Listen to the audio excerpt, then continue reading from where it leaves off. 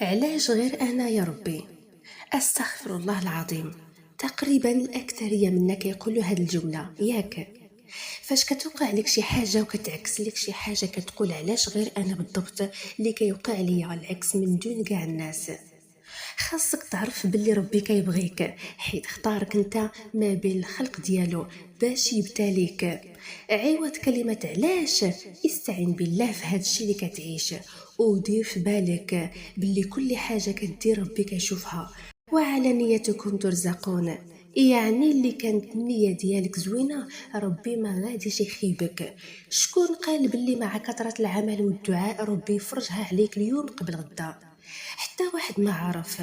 ولكن انا عارف وانت عارف باللي ورا هاد الشي كتولي انسان اخر، انسان متفائل، انسان عارف، انسان مسالم، والاكثر من هاد الشي كتولي انسان قوي. ماشي مشكل انك تطيح وتعاود طيح، المشكل هو ملي كطيح ما كتنوضش.